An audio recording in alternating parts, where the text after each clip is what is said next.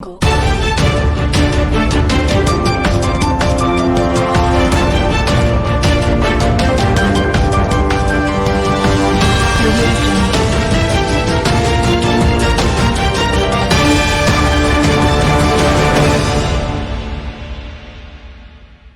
you for joining us again on the News Hour on Biscon Television. I am Stella'S.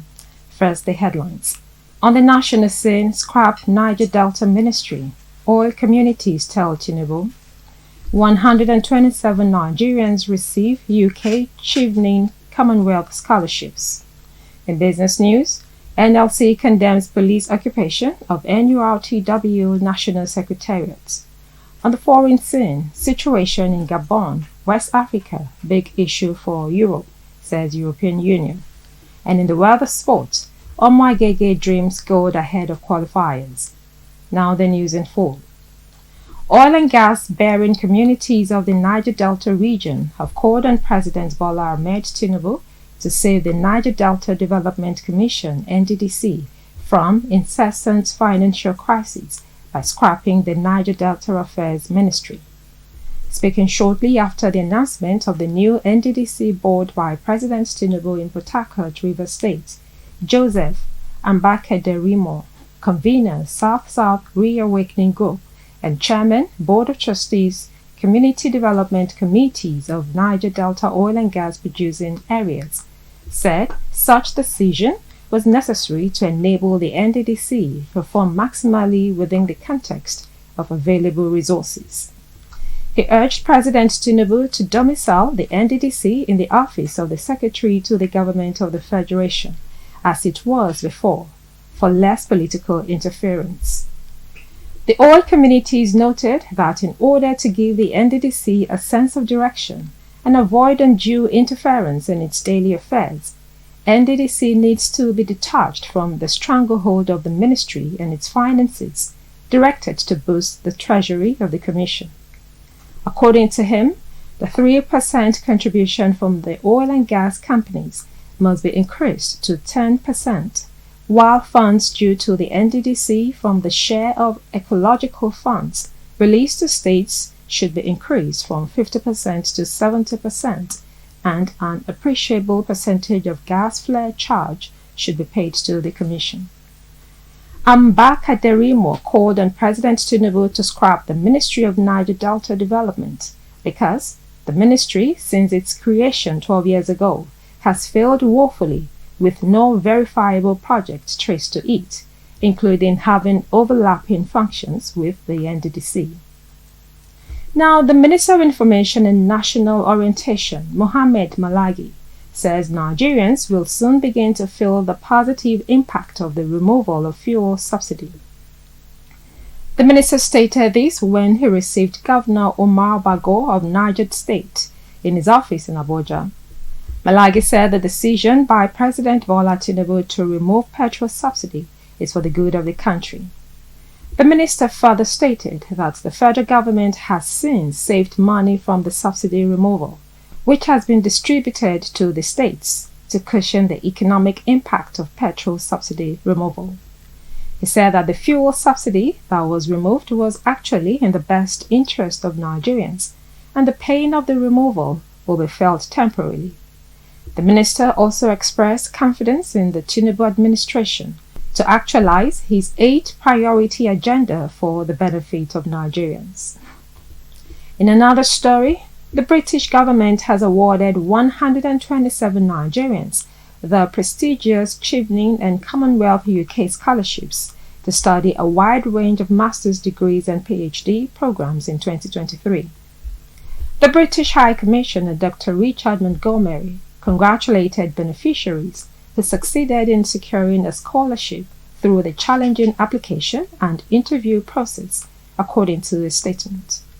Speaking at a pre-departure reception held in Abuja, Montgomery said, and I quote, "Seeing you all here is a great testimony to hard work, perseverance, and resilience through a highly competitive process." End of quote.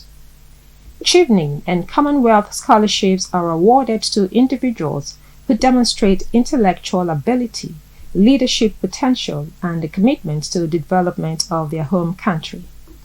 The Chevening Scholarship, which celebrates its 40th anniversary this year, has offered 44 Nigerian students fully funded scholarships to pursue one-year master's degree in the UK. The recipients were selected from a pool of over 14,000 applications in Nigeria and more than 62,000 applications across the globe.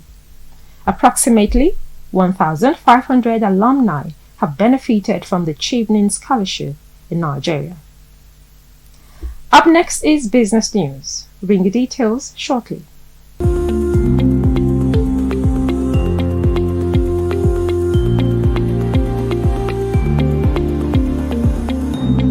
Welcome back.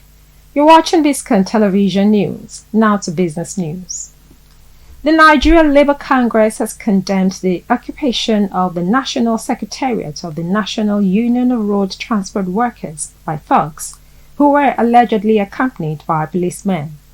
NLC, in a communique issued after its emergency National Administrative Council meeting on Monday, kicked against the alleged involvement of the Nigerian police in the invasion of NURTW National Secretariat in Abuja.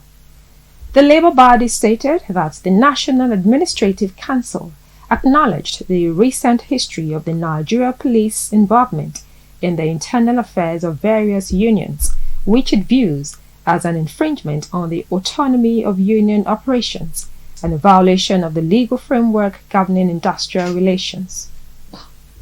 It condemned an alleged interference by the Inspector General of Police in the invasion of the NURTW National Secretariat, intending to oust the legally elected union leadership and install an alternative faction.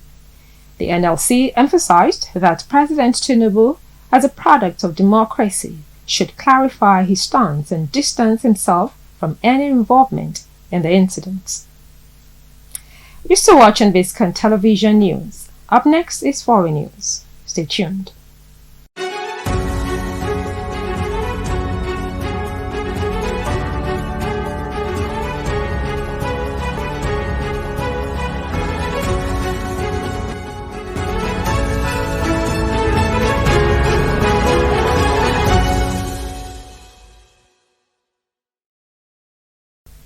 Welcome back to the News Hour on Biscon Television. Now to foreign news. The European Union Foreign Policy Chief, Joseph Borrell, on Wednesday said EU defense ministers are to discuss the situation in Gabon. Borrell added that if a coup is confirmed in Gabon, it would heap more instability on the region. A group of senior Gabonese military officers appeared on national television in the early hours of Wednesday and said they had taken power after the state election body announced President Ali Bongo had won a third term. The signs of a coup in Gabon came just weeks after members of the Presidential Guard in Niger seized power and established a junta. Speaking at a meeting of EU defense ministers in Toledo, Borrell said, if this is confirmed, it is another military coup which increases instability in the whole region. According to him, this is a big issue for Europe. Up next is sports news. Stay tuned.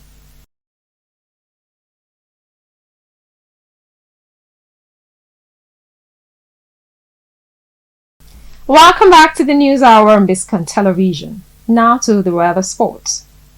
The Nigeria Boxing Federation Vice President, Azania Omoagege, believes there is a world champion in the making amongst the boxers selected to represent Nigeria at the Paris 2024 Olympic Games qualifiers next month in Senegal. The final training and selection of the pugilists that will represent the country at the African qualifiers took place in Lagos. The African qualifying campaign will be held in Dakar from September 6 to 16. Nigeria, once one of Africa's boxing hopes at the Olympic Games, has suffered setbacks in recent years. The country has not won any medal in the event since Duncan Dokiwari's bronze medal in the super heavyweight class in 1996. In fact, Nigeria has found it difficult qualifying for the event, with the country presenting only a boxer at the Rio 2016 Games, and failing to qualify for the event at the Japan 2020 edition. However, according to Omagege, who currently doubles as the interim African Boxing Federation president, Team Nigeria will have someone worthy of claiming gold at next year's Olympic Games in Paris, France. According to him, boxing is one of the sports that Nigerians have always been known to shine in, and he believes that young men and women will be able to bring back the glory days and secure qualification for the Olympics. A total of 14 Nigerian boxers across 7 weight categories trained at the National Stadium in Lagos ahead of the qualifiers. You're still watching Biscon Television News. Up next is entertainment news. Stay tuned.